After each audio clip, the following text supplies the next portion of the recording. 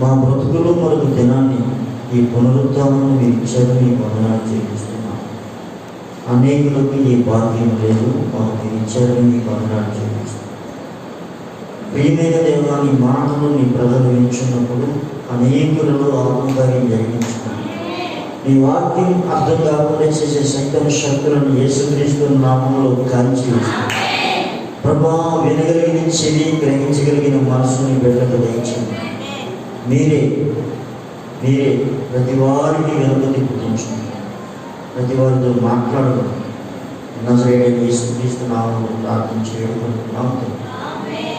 Amen.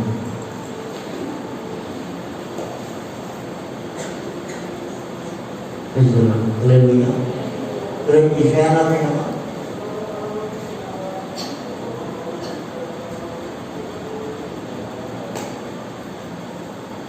Praise the Lord. హల్లెలూయా.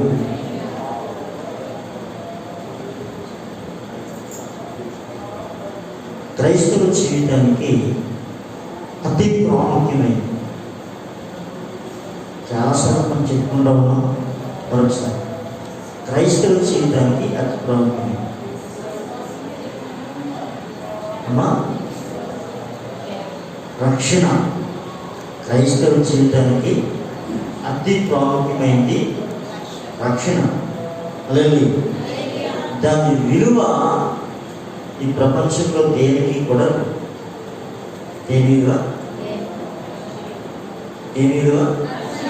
రక్షణ విలువ ఈ ప్రపంచంలో ఎంతవరకు దేనికి కూడా లేదు. హల్లెలూయా. మరొక దానికి కూడా విలువ లేదు. మరొకటి దానికి కూడా ఈ ప్రపంచంలో ఎవరు విలువ కట్టలేకపోతా ఉన్నారు. దాని పేరేంటి?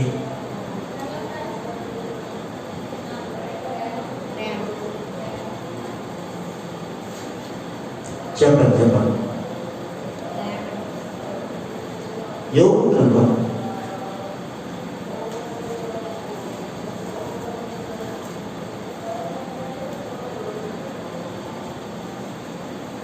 ఇరవై 25వ అధ్యాయం 12వ వచనం. అయితే జ్ఞానం ఎక్కడ దొరుకుతుంది? ఒక్క నిమిషం, మనం స్టార్టింగ్ నుంచి చదువుకున్నాం. 28:1. వెండికి గని కలదు, పొటవై సువర్ణములకు స్థలము కలదు. నీకు మైక్ ఇచ్చాను కదా, మైక్ ఉన్నవారు మైక్లో చదవండి, లేకపోతే గట్టిగా ఒకరు చదవండి. ఎప్పుడు ఇబ్బంది.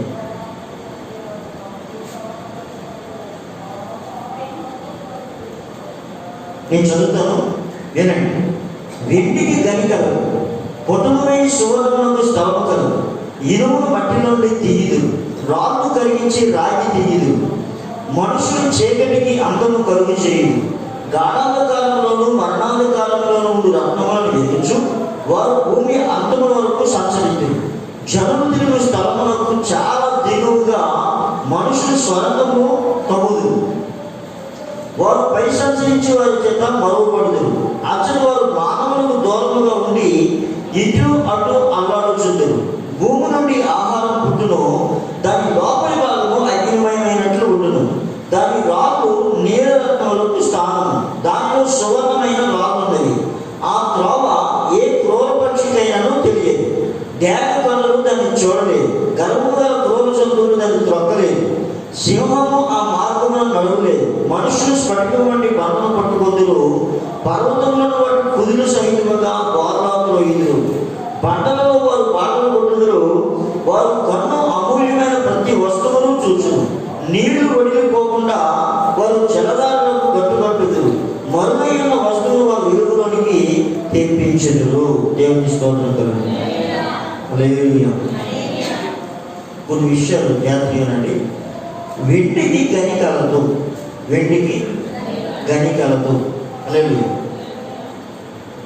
హల్లెలూయా. రాళ్ళకు గని ఉండలేదు. హల్లెలూయా. బొగ్గుకి గనుంది ఉన్నది. రాళ్ళు ఎలా తవ్వి తీస్తూ ఉన్నారో, బొగ్గుని ఎలా తవ్వి తీస్తూ ఉన్నారో, వెండికి కూడా ఏముంది? గని ఉంది. అందులో అది తవ్వి తీయడమే. వెండి అనేది ఎవరు తయారు చేసేది కాదు. వెండికి గని కలదు. ఇంకా ఏమన్నాడు? ఇనుమును మట్టిలో నుంచి తీయుదురు. ఇనుము ఎక్కడి నుంచి చేస్తూ ఉన్నారు? మట్టిలో నుంచి ఇనుముని చేస్తూ ఉన్నారు. ఇంకా ఏమన్నాడు? రాళ్ళు కరిగించే రాగి ఎలా వస్తూ ఉంది? రాళ్ళు కరిగించి రాగిని చేస్తూ ఉన్నారు. ఇంకా ఏమన్నాడు? మనుషులు చీకటికి అందము కలుగు చేయుదురు. మనుషులు ఇప్పుడు ఏం కలిగింది? ఇప్పుడు చీకటికి అంటే ఏమొచ్చినాయి?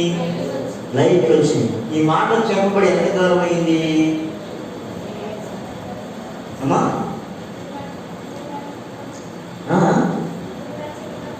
2800 సంవత్సరాలు పైన. దేవుని స్తోత్రం. ఎంతకాలం అయింది? యోగు భక్తుడు చెప్తా ఉన్నాడు 2800 సంవత్సరాల క్రిందట. దేవుని స్తోత్రం కలుగుతుంది. చాలా మంది అంటారు, వీరబ్రహ్మ గారు చెప్పారండి కరెంటు దీపాలు వస్తాయి అని అంటారు. ఆయన వచ్చి 400 సంవత్సరాలు ఎంత అయింది? ఎంత కాలజ్ఞానం రాయబడి ఇంచుమించి 400 సంవత్సరాలు ఎంత అవుతుంది. కానీ బైబిల్ ఏమని చెప్పింది? 2800 సంవత్సరాల క్రింద బైబిల్ ఏమని చెప్తా ఉంది? చీకటికి అంతాన్ని కలుగు చేస్తారు అని. దేవుని స్తోత్రం. ఇంకా ఏమన్నాడు?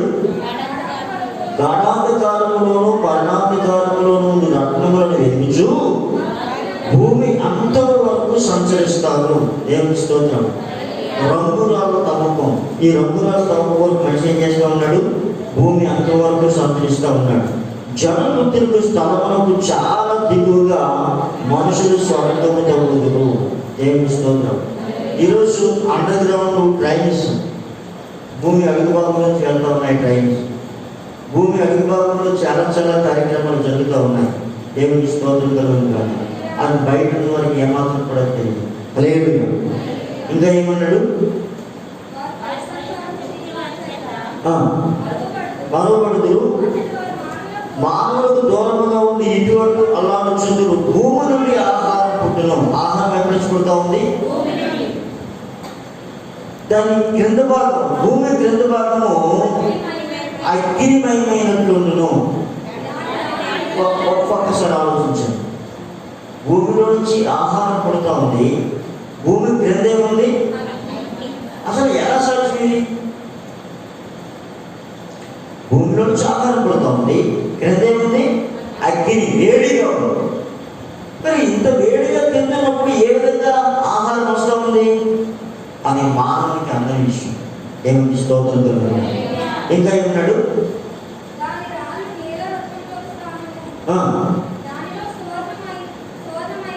సువర్ణమైన బంగారమైన రాళ్ళన్నది ఏ క్రూర పక్షికి తెలియదు. డేగ కనులు దాన్ని చూడలేవు, దాన్ని తొక్కలేదు. సింహ మార్గమున అటువంటి పరిస్థితులు పర్వతాలు ఉన్నాయి.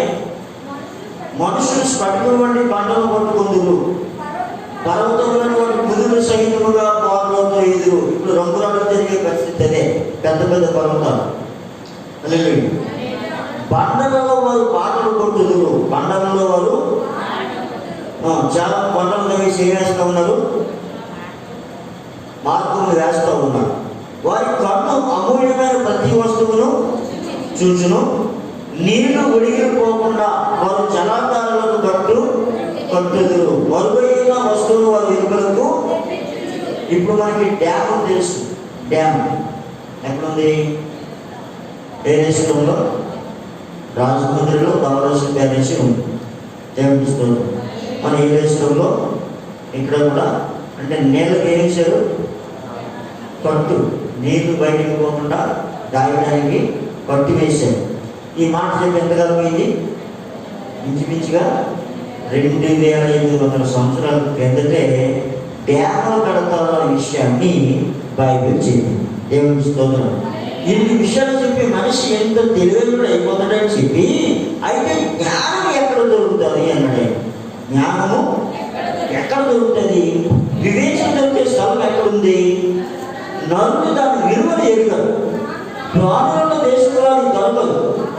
అగాధము అది నాలో లేదను, సముద్రము నా యొక్క లేదను, సువర్ణము దానికి సాటి అయింది కాదు, దాని విలువపడితే వెండి తోచరాదు, అది ఒప్పీలు బంగారుకైనను విలువగల గోమేదమునకైనను నీలమునకైనను కొనబడినది కాదు, సువర్ణమైన స్ఫటికమైన దానితో సాటి కావు, ప్రశస్తమైన బంగారు నగలకు ప్రతిగా అది ఇవ్వబడదు, పగటముల పేరు ముచ్చుమల పేరు నా ఎత్తు ఎత్తనేకూడదు, జ్ఞాన సాంభావ్యము పెంపుల కన్నా కోరదగినది, కూషు చేసి పుష్యరగము దానితో సాటి కాదు, శుద్ధ సువర్ణములకు కొనబడినది కాదు, అట్లయిన జ్ఞానము ఎక్కడి నుంచి వచ్చును, వివేచన కొరకు స్థలము ఎక్కడ ఉంది.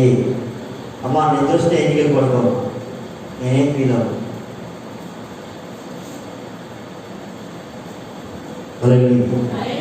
ఎవరికైనా నిద్రస్తే ఎన్నికలు పడతాం. హల్లెలూయా, హల్లెలూయా. ఈ ప్రపంచంలో ఏదైనా కొనబడే వస్తువు ఉంది, ఎంత ఖరీదైనా కొనవచ్చు. కానీ కొనలేనిది ఏదైనా ఉంది అంటే దానికి సాటి ఏది ప్రపంచంలో లేనిది ఏదైనా ఉంది అంటే అది జ్ఞానము, వివేచన. ఆ జ్ఞానమే ఈరోజు ఈ ప్రపంచానికి పొదువైంది. అలాగే ప్రపంచానికి ఏం పొదువైంది? జ్ఞానమే పొదువైంది. అలాగే హల్లెలూయా, హల్లెలూయా. ఏం పొదువైంది? ప్రపంచానికి ఏం పొదువైంది? జ్ఞానం పొదువైంది. లోక జ్ఞానం ఉంది కానీ దైవ జ్ఞానము లేదు. హల్లెలూయా. అది క్రైస్తవుల్లోనైనా లేకపోతే మరొకరిలోనైనా ఏది పొదువైంది అంటే జ్ఞానం పొదువైంది. కనుకనే మనము ప్రార్థన సమయము మన స్టూడెంట్ వస్తూ ఉంటాం. సంతంలో గాడిదలాగా, గొర్రెలాగా, మేకల మందలాగా ఒక క్రమం, ఒక పద్ధతి ఏముండదు. ఎంతమంది తిండిపోతనం, అహం, గర్వం, వెళ్ళొచ్చులే, ధీమ, పోగలు ఏమి లేక, జ్ఞానము లేక. అలాగే ఈ ప్రపంచంలో మనిషి ఎన్ని రకాలుగా దేవుడితో పొందామన్నా పొందలేని జ్ఞానము దొరికే స్థలం ఒకే ఒకటి. ఏంటి ఆ స్థలము? యేసయ్య పాదం. అలాగే ఈ ప్రపంచంలో ఎవరైనా జ్ఞానం కావాలని కోరుకున్నట్లయితే వారు యేసయ్య పాదాలు పట్టుకోవాలి. దేవుని స్తోత్రం కలుగుతుంది. మార్తా మరి ఇరువురు కూడా యేసయ్యని పిలిచారు. కానీ యేసయ్య దగ్గర ఉన్నది ఎవరంటే మరియ ఉంది. మార్త యేసుప్రభు వారికి శిష్యుడికి వంట చేయడానికి వెళ్ళిపోయిందేమో. పైగా అంటుంది, ప్రభా నేనే పడుతున్నాను యాతనంతా, మా సహోదరిని పంపించి నాకు సహాయం చేస్తుందని అడుగుతాం. దీనికి పనికి సహాయం చేయాలంట. ప్రభు ఒక మాట చెప్పారు, మార్తా నీవు అనేక విషయాల కోసం తొందరపడుతున్నావు, కానీ అవసరమైంది ఒక్కటే. మరియ ఉత్తమమైన దానిని ఏర్పరుచుకుంది, అది ఆమె యొద్ద నుంచి తీసివేయబడదు. దేవుని స్తోత్రం కలుగుతుంది. ఏది తీసివేయబడదు? మరియ ఏర్పరుచుకున్న ఉత్తమమైంది అది ఆమె యొద్ద నుంచి తొలగిపోవడం. దేవుని స్తోత్రం కలుగుతుంది. జ్ఞానము కలిగిన వారు మాత్రమే ఆయన పాద సన్నిధిలో ఉంటారు. జ్ఞానం లేని వారు ఎక్కడెక్కడో తిరుగుతూ ఉంటారు. దేవుని స్తోత్రం చెప్తారు. హల్లెలూయా. ఈరోజు లోకంలో ఏమి లేదంటే జ్ఞానం లేదు. అందుకు ఏది అనవసరమో దాన్ని వెతుకుతూ ఉన్నారు, ఏది అవసరమో దాన్ని పక్కన పెడుతూ ఉన్నారు. దేవుని స్తోత్రం. అదేవిధంగా రక్షణ అనేది ఈ ప్రపంచంలో ఏ ఒక్కరు పొందలేదు. ఏ ఒక్కరు కూడా దాని విలువ ఇప్పుడు చెప్పుకున్నదేది కూడా దానికి సాటి అనేది కాదు. ఎందుకంటే ఈ రక్షణ మానవాళికి ఇవ్వడానికి దేవదేవుడే పరలోకం నుంచి భూమికి రావాల్సిన పరిస్థితి వచ్చింది. జాగ్రత్తగా అర్థం చేసుకుంది. దేవుడు ఎక్కడికి రావాల్సి వచ్చింది? రెండవ పరలోకంలో నుంచి భూమికి రావాల్సి వచ్చింది. దేని నిమిత్తం? మానవాళికి రక్షణ ఇవ్వడానికి. అంటే దేవుడైనా కార్యం చేసుకున్నాడు కానీ మనం కార్యం చేసుకోవడం. దేవదేవుడే మానవుడికి రక్షణ ఇవ్వడానికి భూమి మీదకి వస్తే రక్షణ పొందాల్సిన మనం మాత్రం దాని విలువ ఎరగకుండా ఉన్నాం. దేవుని స్తోత్రం కలిగి హల్లెలూయా హల్లెలూయా. చాలా మందికి అర్థం కావట్లేదు. కొందరు ఏమంటారంటే, ఏమండి మన నీతి క్రియలు బట్టి కాదండి, కృప చేతనే మనం రక్షించబడ్డామండి అంటాం. దేని చేత? ఈ మాట ఎందుకు ఉపయోగించాలి, ఎలా ఉపయోగించాలో చాలా మందికి అర్థం కావట్లేదు.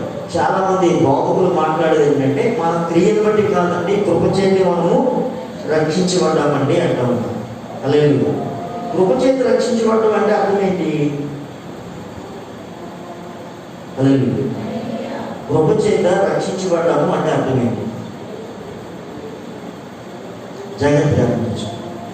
యేసుక్రీస్తు ప్రభు వారు ఈ లోకానికి రావడానికి ముందు, యేసు ప్రభు వారు భూమి మీదకి శరీరధారిగా రావడానికి ముందు మన స్థితి ఏంటో ఒకసారి మనం చూద్దాం.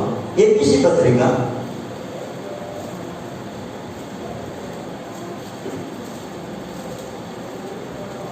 2:11. కాబట్టి మునుపు శరీర విషయంలో అన్యజనులై ఉండి చేతితో చేయబడిన సున్నతి గలవారు అనబడిన వారి చేత సున్నతి లేని వారు అనబడిన మీరు ఆ కాలమందు ఇశ్రాయేలీయులతో సహపౌరులు కాక పరదేశులను, వాగ్దాన నిబంధనలు లేని పరిజనులను, నిరీక్షణ లేని వారు, లోకమందు దేవుడు లేని వారునై ఉండి క్రీస్తుకు దూరస్తులై ఉండిరని మీరు జ్ఞాపకము చేసుకోనండి. ఒక్క నిమిషం. ఇక్కడ ఉన్న మనం కూడా యేసుక్రీస్తు ప్రభు దగ్గరికి రాకముందు మనం ఎవరు? అన్యజనులు. తర్వాత మనకి ఎవరు లేరు? దేవుడు లేడు. అదేంటండి, అన్యజనులు ఉన్నారు బాగానే ఉంది, దేవుడు లేడంటారండి, మరి నేను పూజించినేమి దేవుడు కాదా అని అడిగితే కాదు అని బైబిల్ ఖండితంగా చెప్తాను. దేవుని స్తోత్రం. ఎందుకు అని అడిగితే, దేవుడు అనేవాడు ఒక్కడే. దేవుడు అనేవాడు ఒక్కడే. ఈ సర్వ సృష్టిని కలుగు చేసిన దేవుడు ఒక్కడే. సృష్టిని కలుగు చేయని వారు దేవుళ్ళు దేవతలు కాలేదు. దేవుని స్తోత్రం కలిగి హల్లెలూయా. దేవుడు ఉన్నాడు, దేవతలు కూడా ఉన్నాయి. దేవతలు దేవుడి చేత సృష్టింపబడింది. దేవుడు స్వయంభువు, దేవుడు తనకు తానుగా ఉన్నవాడు. హల్లెలూయా. కనుక పూర్వం ఎవరంటే దేవుడు లేనివారు. ఎవరు లేనివారు? తర్వాత నిరీక్షణ లేనివారు. నిరీక్షణ అంటే చస్తే ఎక్కడికి వెళ్తాము అనే ఆలోచన లేనివారు. పరలోకమా నరకమా అనేది మనకు పూర్తిగా వాళ్ళు ఏమో కథ చెప్తూ ఉన్నారు. ఈ కథ ప్రకారంగా ఇలా చేస్తే నేను స్వర్గానికి వెళ్తాం చెప్తూ ఉంటారు. ఇవన్నీ కథలే కానీ వాటికి ఏం లేవు, ఆధారాలు రుజువులు ఏమీ కూడా లేవు. దేవుని స్తోత్రం. ఎలాగంట అలాగంట అనగనగంట అనగనగంటే తప్ప అది నిజంగా మాత్రం కూడా కాదు. దేవుని స్తోత్రం. అంటే పూర్వం మనకి ఏం లేదు, దేవుడు లేడు, నిరీక్షణ లేదు. మన ఎవరిని వాగ్దాన నిబంధనలు లేవు. ఒక్క నిమిషం. మనకి ఏం లేదట వాగ్దానం. ఏమిటి వాగ్దానం? ఇప్పుడు ఫర్ ఎగ్జాంపుల్ మనం ఏదైనా ఒక ఊరు యాత్రకు వెళ్తా ఉన్నాం అనుకుందాం. దానికి ఎవరు ఉంటారు? ఒక గైడ్ ఉంటాడు. మీరు ఇంత అమౌంట్ కట్టండి, మీకు మిగతా అవసరాలన్నీ కూడా మేమే చూసుకుంటామని చెప్పాడు. దేవునికి స్తోత్రం. అంటే మనం ఎంత అమౌంట్ ఇస్తాం, ఆ అమౌంట్ మన ప్రయాణంతో పాటు మన భోజనాలతో పాటు అన్ని బాధ్యత ఎవరిది? తీసుకుని వెళ్ళే వ్యక్తి. అంటే మనకి ఏం చేశాడు? ఆయన వాగ్దానం చేశాడు, మీరు ఇచ్చిన డబ్బుల ప్రకారంగా మిమ్మల్ని తీసుకుని వెళ్తాను. ఆ మాట ప్రకారంగా మనం ఏం చేస్తాం? బయలుదేరి వెళ్తాం. అదేవిధంగా ఎవరైనా మనకి ఏదైనా విషయం వాగ్దానం చేశాడు అనుకున్నాం. ఫర్ ఎగ్జాంపుల్ జ్యోతి ఇల్లు కట్టాలనుకుంటున్నాం. ఇల్లు కట్టాలనుకున్నప్పుడు నీకేం పర్లేదు నేను ఇస్తానని చెప్పి ఆ నాన్న నీకు 5 లక్షలు ఇస్తానని వాగ్దానం చేశాడు అనుకున్నాం. ఎంత దేవుడు ఉంటుందా ఉండదా? ఎందుకని ఆ నాన్న ఇస్తానని ఇల్లు దొరికాడు. దేవునికి స్తోత్రం. హల్లెలూయా. అంటే మనకు వాగ్దానం ఉంది కనుక ఆ వాగ్దానం మనం ఏం చేస్తూ ఉన్నాం? ఆధారపడుతూ ఉన్నాం. ముందు మనకు వాగ్దానం అనేది ఏమీ కూడా లేదు. శాంతి లేదు. నీకు శాంతి నేను ఇస్తానని చెప్పేవాళ్ళు ఎవరు లేదు. సమాధానం లేదు. నీకు సమాధానం నేను ఇస్తానని చెప్పిన వాళ్ళు ఎవరు లేదు. ఆశీర్వాదం లేదు. నీకు ఆశీర్వాదం ఇస్తానని చెప్పిన వాళ్ళు ఎవరు కూడా లేదు. దేవుడి స్తోత్రం. ఈ మధ్యకాలంలో ఈ 4-5 రోజుల్లో ఎవరో పెట్టేది ఇప్పుడు ఏంటి, నువ్వు ఫలానా మోల్ని ఎలా చేసినట్లయితే నువ్వు డబ్బే డబ్బటి లెక్కలు లేవట. ఎవడో చెప్తున్నాడు శాస్త్రి, డబ్బే డబ్బటి. అలాగే అంత బ్యాగ్ వచ్చేసి ఇంకోటి అంటాడు, మీ ఇంట్లో ఎవరైనా ముసలి ఉంటే సాగు కొట్టేసి ఎత్తులు తీసుకొని ఇదో ఇలా చెయ్యండి, రూపాయలు 3 రూపాయలు వస్తాయండి. అలాగే దాడి కడుక్కుంటాడు. అలాగే ఒకవేళ అలాగే వచ్చినట్లయితే మనిషి ఎక్కువ పని చేసి ఎవరో పని లేపేసి దేవుడికి స్తోత్రం కలుగుతున్నారు. అలాగే కనుక ఎవరు ఎన్ని చేసినా ఏ విధంగా మనకు రావు. కానీ దేవుని వాగ్దానం నేను ఆశీర్వదించినవాడు నేనే అన్నాడయ్యా. ఆయన ఆశీర్వదించకపోతే యెహోవా ఆశీర్వాదము ఐశ్వర్యించను. అది నరుల కష్టం చేత ఎక్కువ. నీకు ఏదో నేను కష్టపడి ఉద్ధరించేద్దాం అనుకుంటే ఒకసారి 50,000, 60,000, 1,00,000 రూపాయలు హాస్పిటల్లో టెస్ట్కి ఇచ్చేయాలి. తెచ్చుకున్న డబ్బులు. హల్లెలూయా. మొన్న ఒక ఆయన పెట్టాడు, హాస్పిటల్కి వెళ్ళాడట, ఆక్సిజన్ అది పెట్టాడట. ట్రీట్మెంట్ అయిపోయింది, బిల్లు ఇచ్చేసాడు. 5,000 యూరోలు. ఎంత? 5,000 యూరోలు. లేదు, బిల్లు ఇచ్చేసిన తర్వాత బిల్లు కోసం అలా ఎంతగా చూస్తున్నాడట. 5,000 యూరోలు కట్టాలా అని ఎంతగా చూస్తుంటే డాక్టర్ గారు అన్నాడట, ఆయన మంచుడు, డబ్బులు లేవా, ఎందుకు అలా ఉన్నావు, డబ్బులు లేకపోతే నువ్వు కట్టొద్దులే అన్నాడు. అప్పుడు ఈయన అన్నాడట, అలా కాదండి, 5,000 యూరోలు అంటే ఇంతవరకు నుంచి సంపాదించిన నా సంపాదన.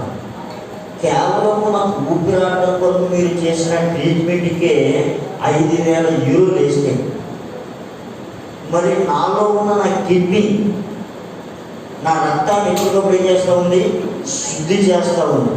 ఒకవేళ వారానికి ఒకసారి కానీ నెలకు ఒకసారి కానీ డయాలసిస్ చేస్తే నా రక్తాన్ని శుద్ధి చేయడానికి ఎవరైనా డాక్టర్ దగ్గరికి వెళ్తే కేవలం ఆక్సిజన్కి ఎంత డబ్బులు అయితే రక్తాన్ని శుద్ధి చేయడానికి ఇంకెంత డబ్బులు అవుతాయి? దేవుని స్తోత్రం కలుగుతుంది.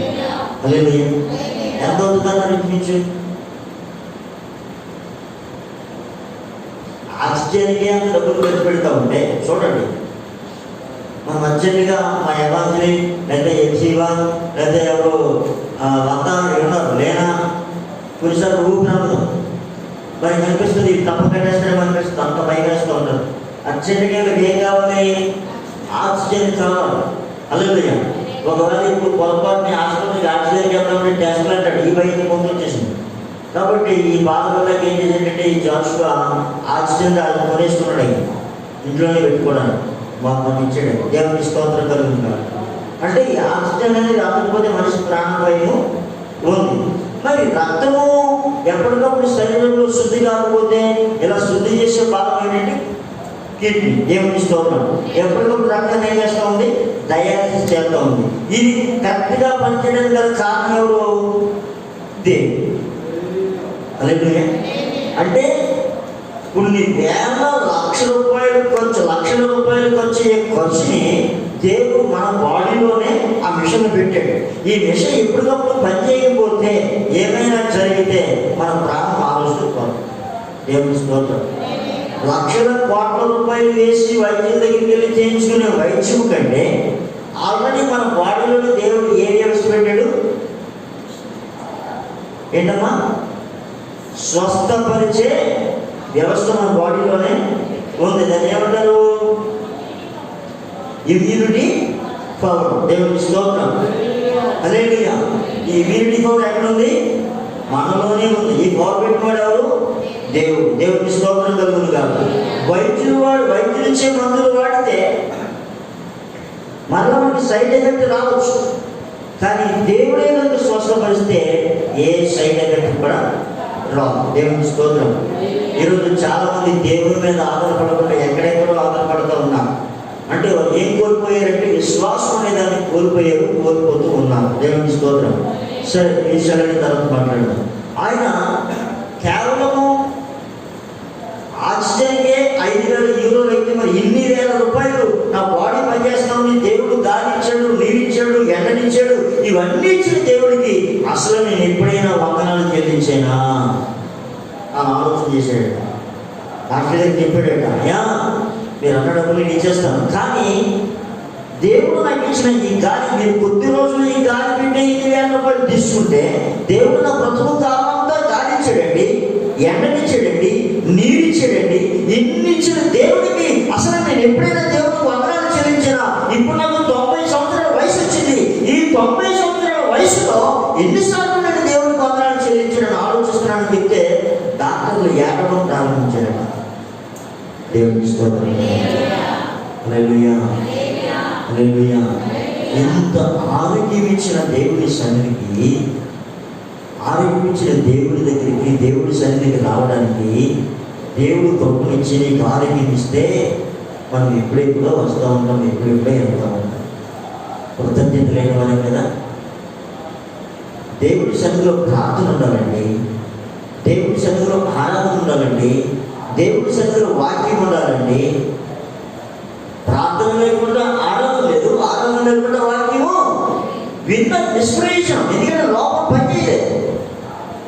దేవుడికి స్తోత్రం కలుగుతుంది.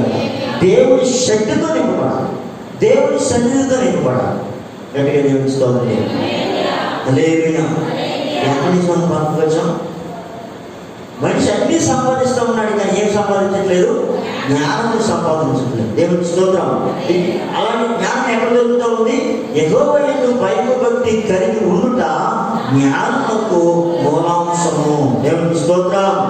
దేవుడి పట్ల భయభక్తి కలిగి ఉండుట జ్ఞానమునకు మూలాంశం. ఎందుకు దేవుడి పట్ల భయభక్తులు కలిగి ఉండాలి? నీవు నేను క్షేమంగా ఉండాలి అంటే దేవుని పట్ల ఏం కలిగి ఉండాలి? మనం వచ్చే ముందు పూలపుల్లీలు ఉన్నాయట, గడ్డి పువ్వు. మనం కూడా అలాంటి వారిని ఉదయం చక్కగా ఉంటాం, సాయంత్రానికి వాడిపోతాం. మనం క్షేమంగా ఉండాలి అంటే మనం జ్ఞాపకం చేసుకోవాలి, నేను గడ్డి పువ్వుని అని జ్ఞాపకం చేసుకోవాలి, నీటి ఆవిరిని అని జ్ఞాపకం చేసుకోవాలి. కొంతసేపు కనబడి అందులో మాయమైపోయే ఆవులు వంటి వాడను, ఆవులు వంటి దానం అనే విషయం జ్ఞాపకం చేసుకుంటే ఆ బ్రతికే కొన్ని దినాలైనా కూడా దేవుని పట్ల ఎట్లా ఉంటాం? భయభక్తులతో ఉంటాం. దేవుడికి స్తోత్రం చెప్పి. హల్లెలూయా. ఇంకా నేను చాలా మంది ఆదివారం ఆడవానికి రావట్లేదు, పనికి. హల్లెలూయా. నువ్వు ఎంత పని చేసి సంపాదించుద్దాం అనుకున్నా అది నీ వల్ల. హల్లెలూయా, హల్లెలూయా. ఒక్కడు ఆ దారిని పోయి చూడగా వాడు కనబడకపోయాను, వెతకితేనే కానీ వాడు కనబడకపోయాను. అలా ఇబ్బంది మన పరిస్థితి. ఎక్కడ కనబడాలి? మనం దేవుని సన్నిధిలో కనబడాలి. గట్టిగా దేవుని స్తోత్రం. హల్లెలూయా, హల్లెలూయా. మరణ అంటాడు, మీరు ఎవరికైనా జ్ఞానము కుదురుగా ఉన్న ఎడలా నన్ను అడగవలేను. ఒకవేళ మనకి జ్ఞానంగా తెలియజేయని ప్రభుని అడగలేదు. ప్రభు నాకు జ్ఞానం ఇవ్వండి ప్రభు అని అడిగారు. దేవుని స్తోత్రం. సరదాగా ఒక మాట, ఎంతమంది స్నానం చేసి వచ్చారు?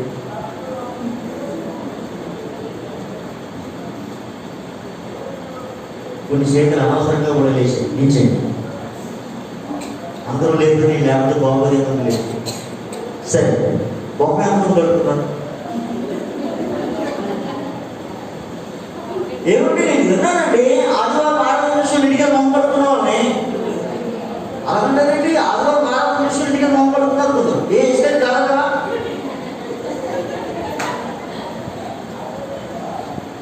చాలా దౌర్భాగ్యకరమైన దినాల్లో ఉన్నామా? దేవుడి సన్నిధిలో ఎలా గౌరవించాలి, ఎలా కనపరచాలో ఒక హిందువుకు తెలిసింది, కానీ మనం వెయ్యట్లా. వాడు తెల్లవారు 3 గంటలకి భజన అంటే 3 గంటలకు స్నానం చేసి తయారవుతాడండి. హల్లెలూయా. మనకు లేవని అలా పెట్టుకున్నాడు, ఎలా పని చేయలేదండి. ఆయన కూడా అలాగే చెప్తాడు. హల్లెలూయా. నువ్వు ప్రార్థన చేసావు నాకు ఇవ్వలేదన్నమాట. ప్రభువారి కోసం ఎంత ప్రార్థన చేస్తున్నా నాకు ఇవ్వలేదన్నమాట. స్తోత్రం. హల్లెలూయా, హల్లెలూయా, హల్లెలూయా. సరే, మన ప్రపంచంలో దేనినైనా విలువ పెట్టి కొనొచ్చు. విలువడి కొనలేని ఏమైనా ఉన్నాయి అంటే అవి ఆత్మ సంబంధమైనవి మాత్రమే. శరీర సంబంధమైన ప్రతి దానిని మనం కొనొచ్చు, కానీ ఆత్మ సంబంధమైన వేటిని కూడా మనము కొనలేము. దేవుని స్తోత్రం కలుగుతున్నారు. అవి మనం ఎలా పొందగలమంటే అది కేవలము దేవుని సన్నిధితో మాత్రమే మనం పొందగలం. దేవుని సన్నిధి లేకపోతే అవి మనం పొందలేము. గట్టిగా స్తోత్రం చెప్పండి. హల్లెలూయా, హల్లెలూయా. జ్ఞానం ఎలా పొందాలమ్మా? ఎలాగా? దేవుని సన్నిధిలో అడగాలి. మనం ఎవరైనా అడగాలి, ప్రభు నాకు జ్ఞానం ఇవ్వండి. నాకు తప్పేం కాదు.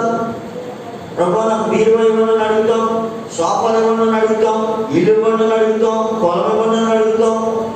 నా పిల్లలు నా మాట అన్నారు ప్రభు అని అడుగుతాం. ఆయన కూడా అంటాడు, నువ్వు నా మాట ఇవ్వగా నీ పిల్లలు నీ మాట అంటారు అంటాడు. ఏమంటాడు? నువ్వు నా మాట నువ్వు కానీ నీ పిల్లలు నీ మాట అన్నారా? ఏమంటే న్యాయం అంటాడు. దేవుని స్తోత్రం కలుగుతుంది. మా పిల్లలు మీరు చెప్పినట్టే ఉండాలి ప్రభా, మాస్టర్ గారి మాట కూడా వినకూడదు ప్రభా, మేము ఎక్కడికి వెళ్ళమంటే అక్కడికే వెళ్ళాలి.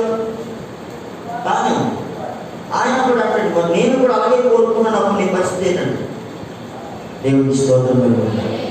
అలాగే మనము దేవుని మాట వింటే దేవుడు మన మాట, మనము దేవుని మాట వినకుండా మనం ఏమేదో కబుర్లు చెప్తే మాత్రం దేవుడు కూడా నీ మాట వినవలసిన అవసరం దేవుడికి ఎంత మాత్రం కూడా లేదు, రాదు. దేవుని స్తోత్రం. హల్లెలూయా, హల్లెలూయా, హల్లెలూయా. కనుక కృపచేత రక్షించబడ్డాము అంటే దాని అర్థం ఏంటంటే మనం ఎవరన్నా చెప్పాను, నిరీక్షణ లేని వారము, అన్యజనులము, వాగ్దాన నిబంధనలు లేని వారము, దేవుడు లేని వారము, ముందు యేసు ప్రభువునకు దూరస్తులము. దేవుని స్తోత్రం. అంటే ఈ లోకంలో మనకున్న విలువ ఏమిటి అంటే ప్రభు అంటాడు, పిల్లలు రొట్టె ముక్కలు కుక్క పిల్లలకు వేయటం యుక్తము కాదు. దేవుని స్తోత్రం. దేవుని జనాంగం ఎవరైనా ఉన్నారు అంటే అది అబ్రహాము సంతానం మాత్రమే అని దేవుడు. అలాంటి కనుక మనం దేవుని మాట విని దేవుని మాట ప్రకారంగా జీవిస్తే మనం ఎవరికి సంతానం అవుతాము? అబ్రహాము పిల్లలు అవుతాము అని చెప్పాడు ఆయన. దేవుని స్తోత్రం. అబ్రహాము పిల్లలకు ఉన్నంత విలువ ఈ ప్రపంచంలో ఇంకెవరికి కూడా లేదు. దేవుని స్తోత్రం చెప్తాను. హల్లెలూయా.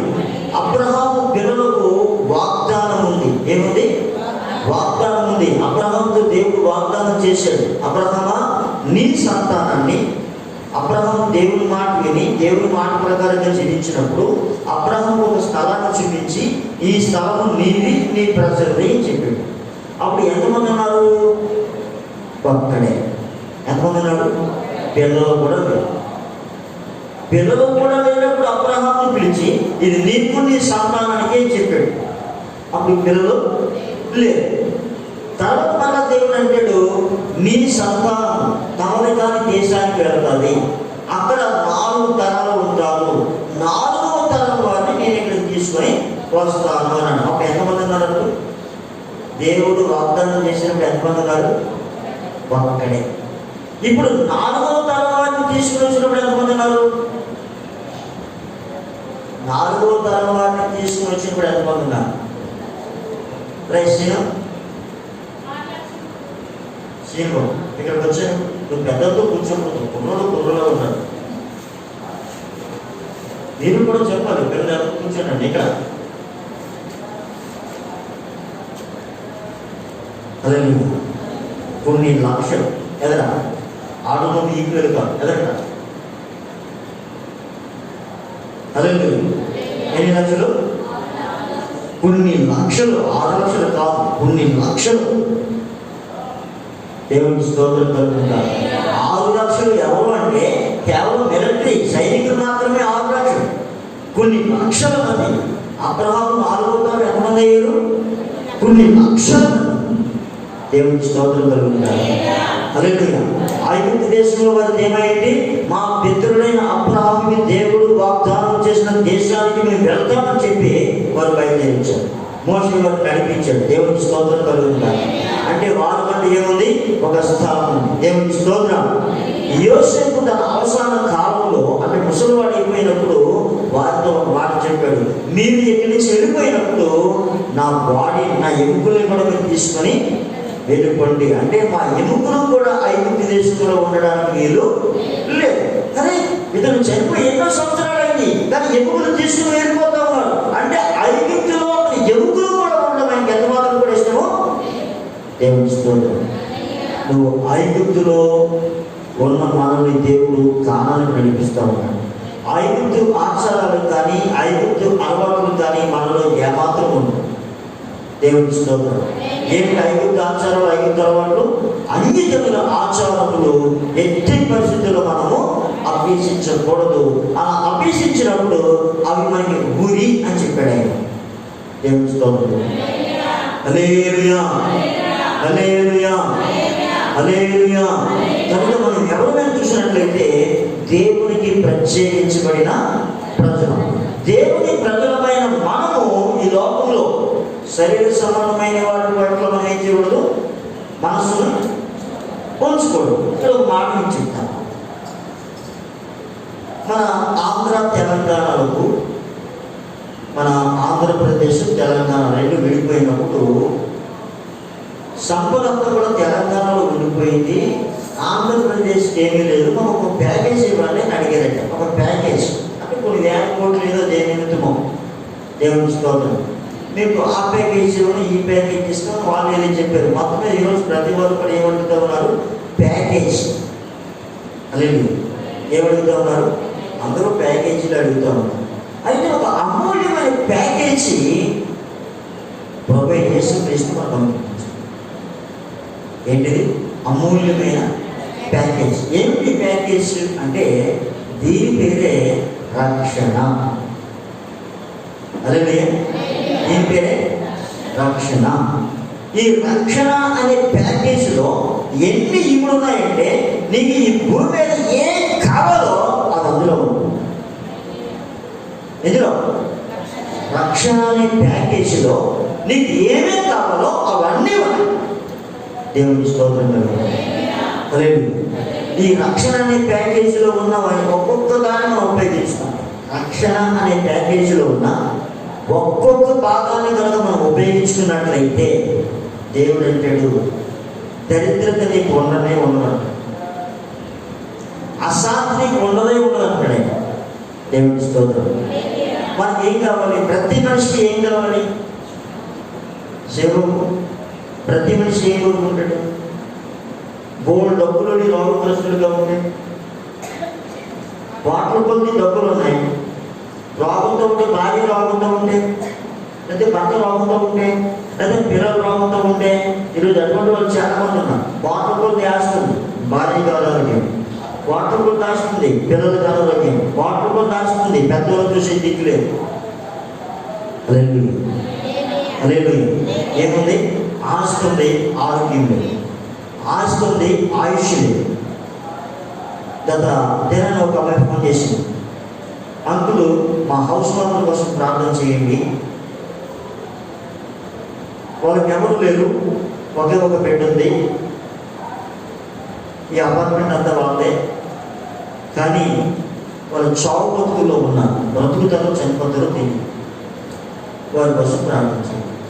ఆస్తంగా అపార్ట్మెంట్లు ఉన్నాయి, అపార్ట్మెంట్లు ఉన్నా కానీ ఏం లేదు, వాళ్ళకి ఆయుష్ గ్యారెంటీ లేదట, కొంచెం ప్రార్థన చేయండి. దేవుని స్తోత్రం. హల్లెలూయా, హల్లెలూయా. అంటే చాలా మందికి ఆస్తి ఉండొచ్చు, కానీ ఏం లేదు, గ్యారెంటీ అనేది. అంటే మనిషి ఏం కావాలి? మనిషికి కావాలి సంవత్సరాలు చెప్పాలి. మొట్టమొదట దీర్ఘాయుష్. ఏం కావాలి మనకి? ఆయుష్. నీ ఆయుష్ ఉపయోగపడేదిగా ఉండాలి. నీ ఆయుష్ కాలం నీకు ఉపయోగపడాలి, నీ కుటుంబానికి ఉపయోగపడాలి, మరి ముఖ్యంగా దేవునికి ఉపయోగపడాలి. లేకపోతే నువ్వు 50, 60, 70 లేపండి, 100 సంవత్సరాలు నువ్వు బతికినా నువ్వు ఎవరికి ఉపయోగం లేకపోతే నువ్వు బతికినా ఉంటే చచ్చిపోయినా ఉంటావు. ఒకవేళ నువ్వు 60 సంవత్సరాలు బతకొచ్చు, నువ్వు బ్రతుకు కాలంలో నువ్వు ఎవరికి ఉపయోగం లేదు అంటే నువ్వు బ్రతికినా ఒకటే, చచ్చినా ఒకటే. నువ్వు బ్రతికితే ఒకటి దేవుడికి ఉపయోగపడాలి, రెండవది సమాజానికి ఉపయోగపడాలి. లేదంటే నేను నా మొగుడు, నేను నా పిల్లలు, నేను నా పిల్లలు అంటే నువ్వు బతికినా ఒకటే, చచ్చినా ఒకటే. ఇది దేవుడు. దేవుని స్తోత్రం. ఎవడును తన కోసమే బ్రతుకడు. బైబిల్లో ఉన్నమాట. ఎవడును చదువుతారు ఎవరన్నమాట. ఎవడు తన కోసమే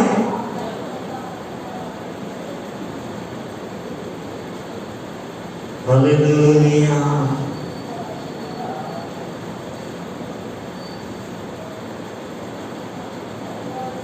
నమ్మి నమ్మి మనుషులను నీవు నమ్మి నమ్మి పలుమారు మోసం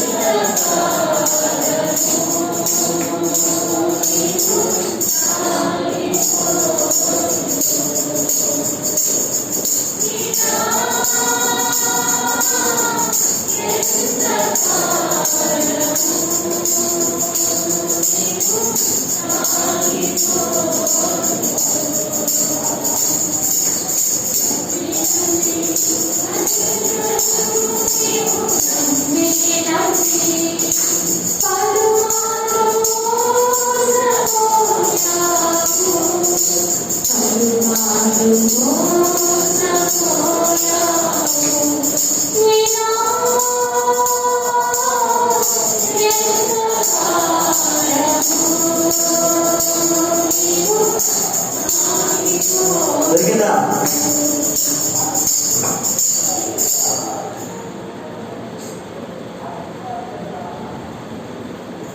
హల్లెలూయా.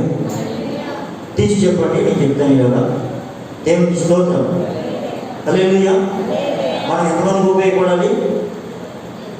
మనం పుట్టించిన ఎందుకు ఆయనకి ఎందుకు ఉపయోగపడాలి? మనం పుట్టించిన దేవుడికి మనం ఎందుకు ఉపయోగపడాలి? దేవుడు చెప్పాలి. మనం పుట్టించిన దేవునికి మనం ఎందుకు ఉపయోగపడాలి? మనల్ని పుట్టించిన దేవునికి మనం ఎందుకు ఉపయోగపడాలి?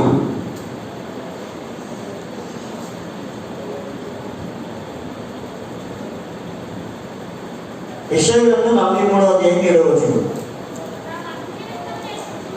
నా మహిమ నిమిత్తము నేను సృజించిన వారిని, నా నామం పెట్టబడిన వారందరినీ తెప్పించుము. నేనే వారిని కలుగు చేసేదిని, వారిని పుట్టించిన వాడును నేనే. దేవునికి స్తోత్రం కలుగుతాను. దేవుడు ఎందుకు నిన్ను నన్ను కలుగు చేశాడు? ఆయన మహిమ నిమిత్తము. దేవునికి స్తోత్రం. మనందరూ కూడా ఎవరికి మహిమకరముగా ఉండాలి? దేవునికి మహిమకరముగా ఉండాలి. రెండవ, దేవునికి మహిమకరముగా ఉండవలసిన మనము మన కోసమే మనం బ్రతికినట్లయితే అది బ్రతుకు కాదు. రెండవ, మనం కన్న తల్లిదండ్రులకు మనం ఉపయోగపడాలి. హల్లెలూయా. వారి రుణం మనం తీర్చుకోలేదు. మనం కన్న తల్లిదండ్రులు మనం ఏం చేయాలి?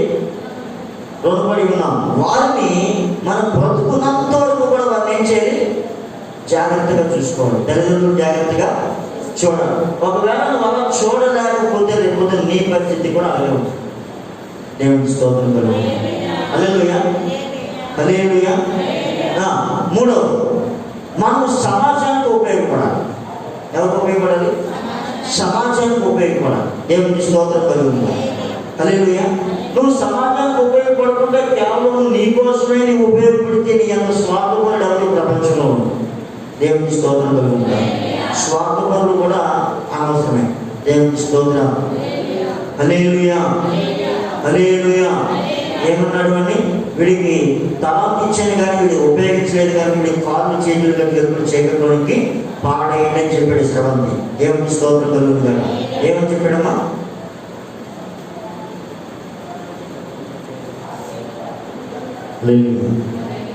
హల్లెలూయా. హల్లెలూయా. హల్లెలూయా. కనుక మన జీవితంలో చాలా డిస్టర్బ్ తెలియజేస్తున్నాడు ఈరోజు. హల్లెలూయా. చదువుతున్నా?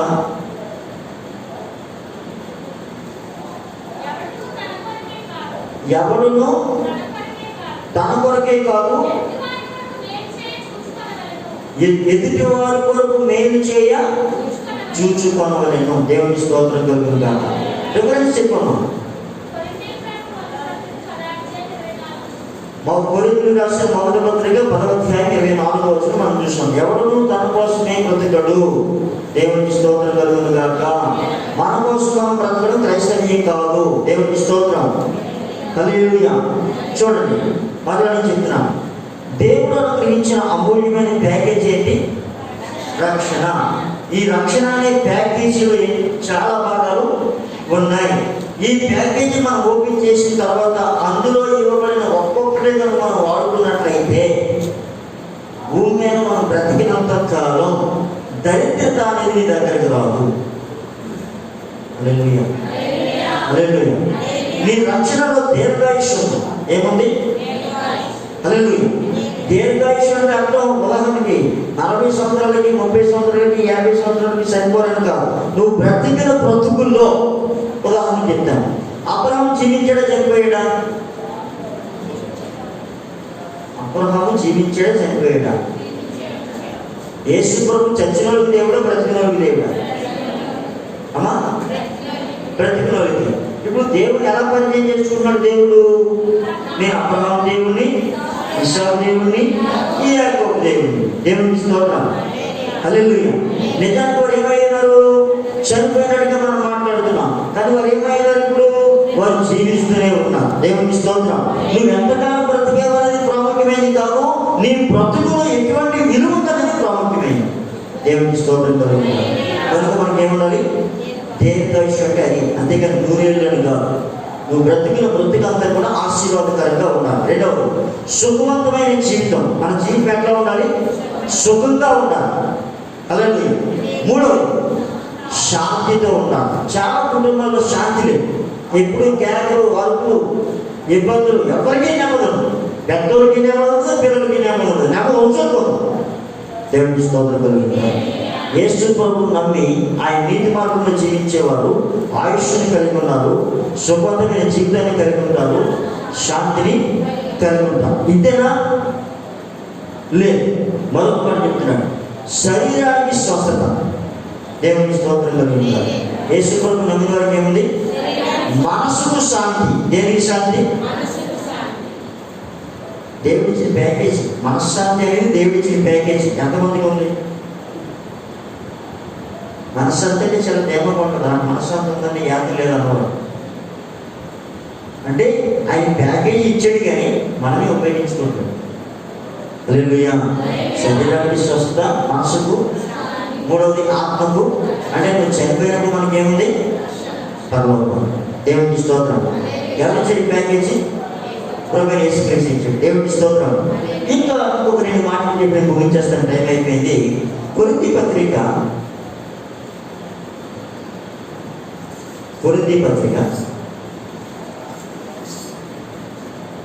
5 నిమిషాలు ముగించేస్తున్నాను.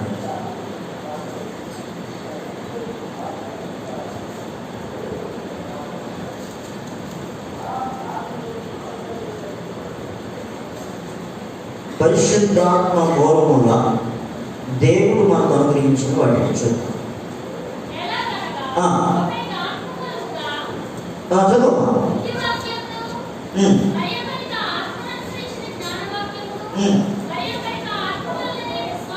విశ్వాసము. కొరింథీ పత్రిక 12వ అధ్యాయము మనం 6 నుంచి వెళ్తూ ఉన్నాం. చదువు.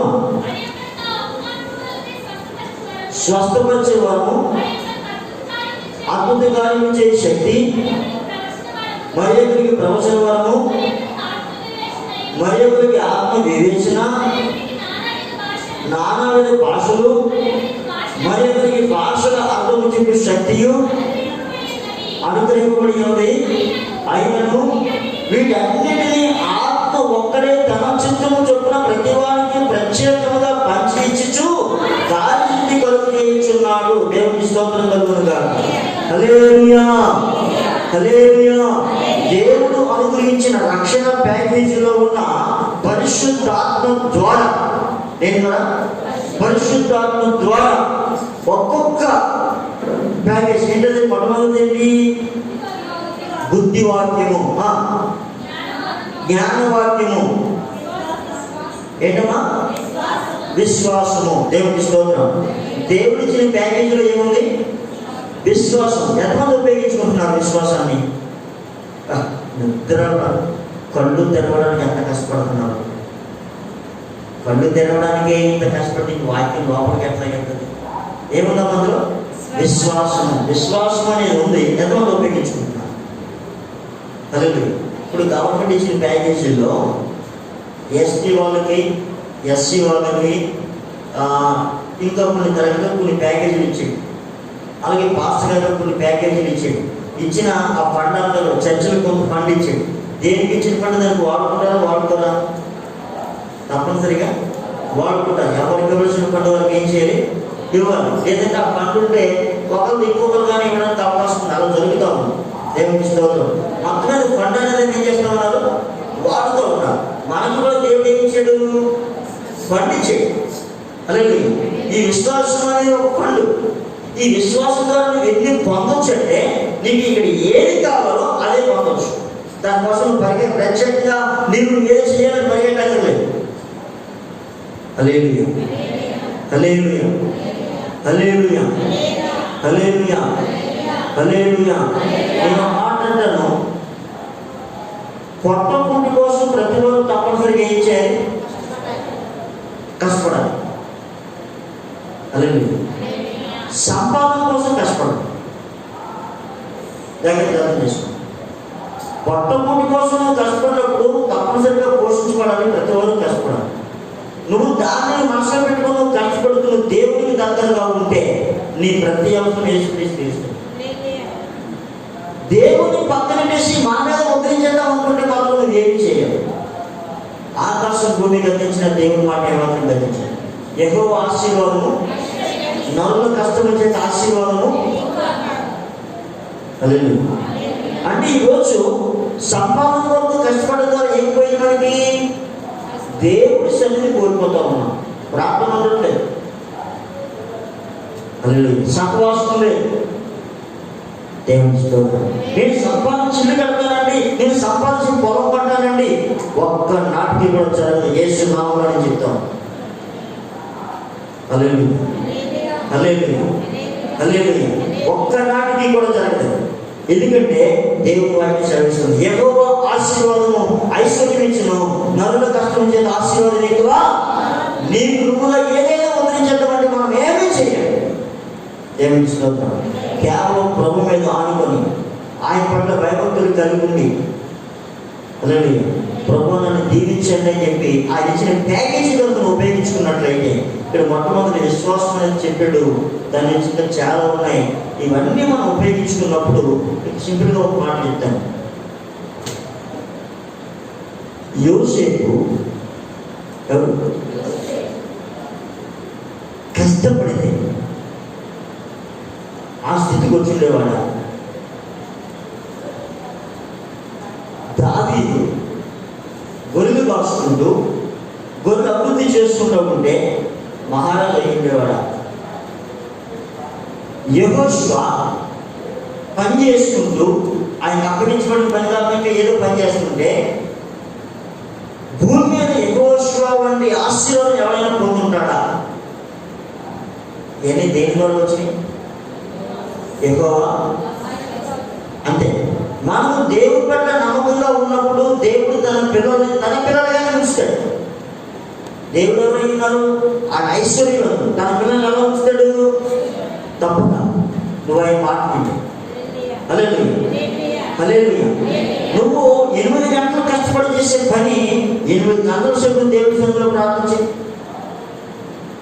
కనీసం 3 గంటలు. 3 గంటలు ప్రార్థన చేయడం ద్వారా స్వార్థం పోతుంది, ఇతరులు అసూయ పోతుంది, కూతురు పోతాయి, అబద్ధాలు పోతాయి, స్వార్థం పోతుంది. ఎందుకంటే నువ్వు ప్రార్థన చేసేటప్పుడు దేవుడు కృపను అడుగుతూ ఉంటావు. దేవుడు కృపను అడుగుతూ ఉన్నప్పుడు దేవుడికి మనకు అడ్డంగా ఉన్న ఎన్ని కూడా ఏమవుతుంటాయి? పక్కకు పోతూ ఉంటాయి. అప్పుడు మనకి ఏముంటుంది? ప్రశాంతం ఉంటుంది. దేవుని స్తోత్రం. అప్పుడు ఏమంటాం? ఏమున్నా లేకున్నా, ఏమున్నా లేకున్నా, ఏ స్థితికైనా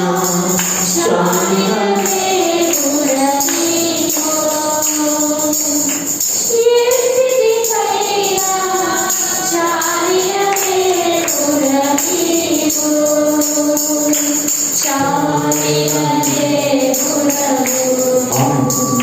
అంటే ఇప్పుడు మమ్మల్ని పరిగెలో మానేమంటారా? నేను అలా చెప్పాను. మొదటి స్థానం ఏమవుతుంది అంతే. నువ్వు దేవుడికి స్థానం ఇవ్వకుండా, సహవాసం లేకుండా ఈ భూమి మీద మీరెవరు ఏమీ ఉద్ధరించలేరు. దేవుని స్తోత్రం. బాబు మోషే, దేవుని సహవాసం లేకుండా మనమేమి ఉద్ధరించలేము. హల్లెలూయా. ఎలాగైపోతే అలాగైపోతే గాలిలో మేళ పెడితే గాలిలో కూలిపోతాయి. హల్లెలూయా. ఎవరు ఆశీర్వదించాలి? ఆయన ఆశీర్వదించాలి. లేదంటే ఒక్కసారి మన సంపాదనంగా హాస్పిటల్కి ఇవ్వాలి. ఎందుకంటే ఆయన చెప్పాడు ఎలా కాపాడాలో నాకు తెలుసు అన్నాడు ఆయన. దేవుని స్తోత్రం కలుగుతుంది. కనుక దేవుడు మనకు అనుగ్రహించిన రక్షణ అనే ప్యాకేజీలో ఇమిడువన్నీ కూడా మన సొంతమే. ఈ భూమి మీద మనకి ఏది అవసరమో ప్రభు చెప్పాడు, మొదట నా నీతిని రాజ్యాన్ని వెతకండి, అప్పుడు అవన్నీ మీకు ఏవన్నీ నీకు కావలసినవన్నీ కూడా. దేవుని స్తోత్రం. దేవుడు తన బిడ్డలను నీతిమంతులు విడవబడడం కానీ వారి సంతానం రక్షణార్థం కానీ నేను చూచి ఉండలేదు అంటాడు దావీదు. హల్లెలూయా. మన పిల్లలు అడుక్కోకుండా ఉండాలంటే మనం సంపాదించి దాస్తే ఏ ప్రాంతీయ షాపుకు ప్యాకెట్గా ఇచ్చేస్తారు. హల్లెలూయా. ఆశీర్వాదం ఇస్తే దాన్ని ఎవడు వెనకలు అనుకోలేదు. ఆశీర్వాదం ఎక్కడి నుంచి వస్తుందంటే ఎక్కువ ఆశీర్వాదం. దేవుని పట్ల భయభక్తులు కలిగి ఉంటే ఆశీర్వాదం వస్తుంది. మోకరించండి, ప్రార్థన చేసుకుంటాం.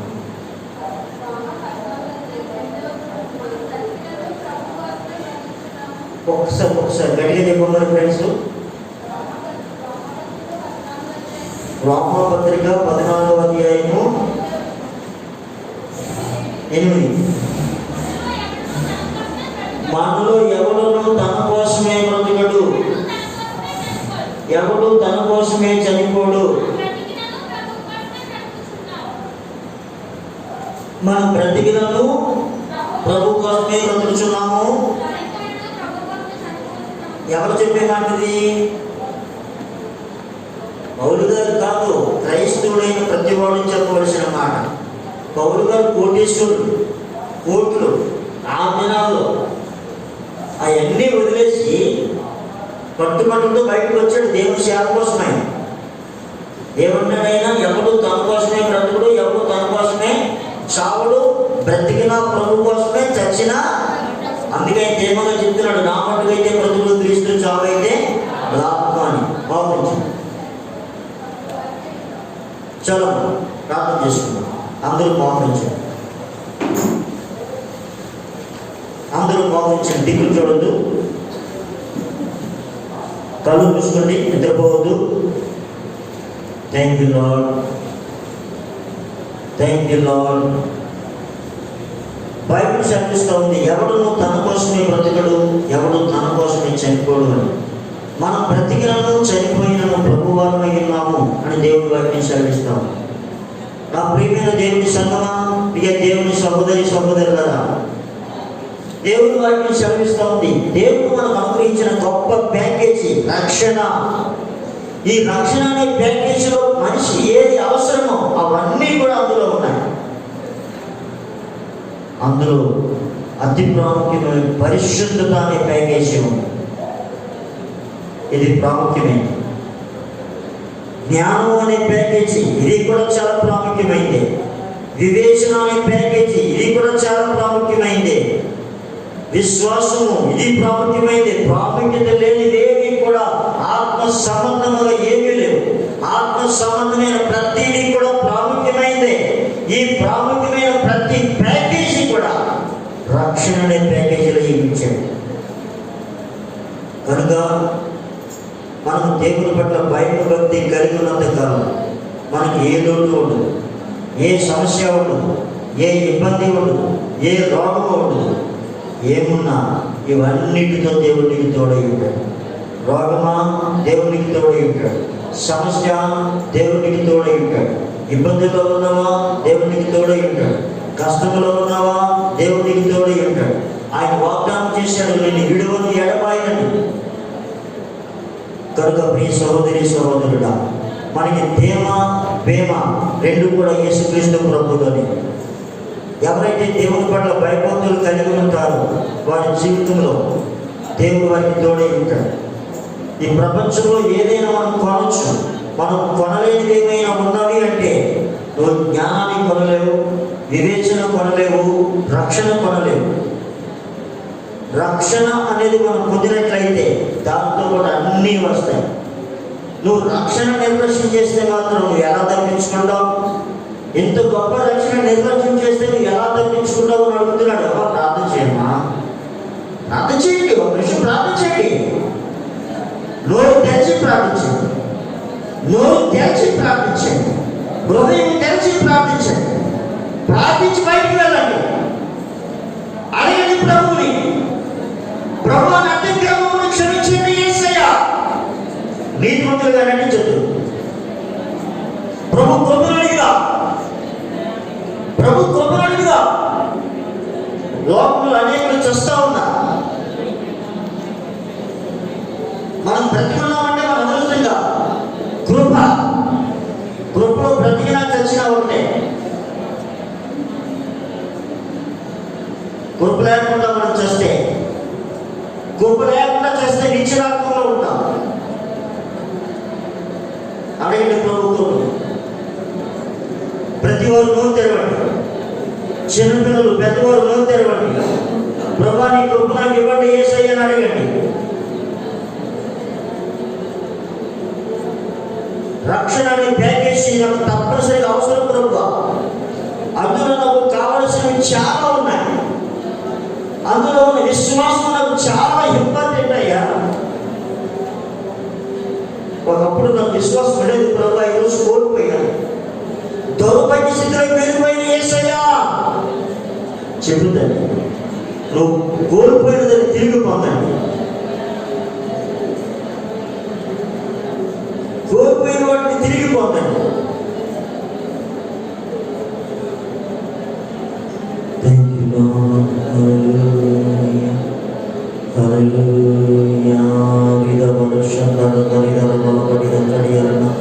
ప్రభుని అడుగుదాం.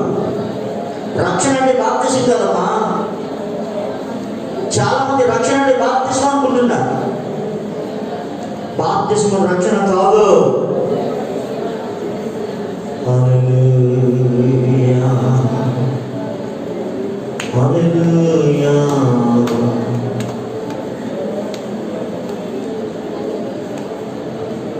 నా దేవుడు అయిన ప్రభా నీకు వందనాలు చెల్లిస్తున్నాను. ఈ పునరుద్ధరణ దినమున ప్రభా నేను అనుగ్రహించిన రక్షణ అనే ప్యాకేజ్ విషయంలో మేము ఏ విధంగా ఉన్నామో ఒకసారి మాకు తెలియజేసినని నీకు వందనాలు తెలియజేస్తున్నాను ప్రభా. ఈ ప్యాకేజీని సరైన రీతిలో ఉపయోగించుకున్నట్లయితే మా దరిద్రత అంతా పోతుంది ప్రభా. ఈ ప్యాకేజీని ఉపయోగించుకోవడం సంఘంలో ప్రతి వారికి నేర్పించాను. ఈ ప్యాకేజీని ఉపయోగించుకోవడం సంఘంలో ప్రతి వారికి నేర్పించాను ప్రభా. మీరు తోడై ఉండకపోతే ఏనాడో ఈ జనులు మమ్మల్ని ప్రాణంతోనే తిరిగి వేసేది. మీరు తోడై కనుక నేను క్షేమంగా ఉన్నాను. ప్రియమైన దేవుడు, తప్పుగా నీ బిడ్డల చేతులు అద్భుతం చేయడం, సమర్థనం, నిద్రమత్తు, స్వనీతి, స్వార్థం ఎట్టి పరిస్థితుల్లో సంఘంలో ఉండకూడదు. స్వనీతి సంఘంలో ఉండకూడదు, స్వార్థం సంఘంలో ఉండకూడదు, నిద్రమత్తు సంఘంలో ఉండకూడదు, నిర్లక్ష్యం సంఘంలో ఉండకూడదు. ఇవన్నీ సైతానే కనుక సైతాన్ దగ్గరికే పోకుండా ప్రభా ఆత్మ బలములతో ఆత్మ వరములతో సంఘాన్ని నింపి మీరే మహిళలంత ప్రభావం నజరేయుడైన యేసుక్రీస్తు నామములో ప్రార్థించి వేడుకుంటున్నాం. ఆమేన్. యేసు రక్తమే చేయి వాహితులేలుగా, యేసు రక్తమే చేయి వాహితులేలుగా, యేసు రక్తం సంపూర్ణ విషయం వాహితులేలుగా అంత నాశనం కలగదు. ఆమేన్. ఆశీర్వాదం, మహాదేవుని ప్రేమ, కృష్ణనాథుని కృప, పరిశుద్ధాత్మ యొక్క సహవాసం, ఆదరణ, కూడిన మనకును లోకంలో సకల పరిశుద్ధులకు ఇది మొదలుకొని సదాకాలం తోడే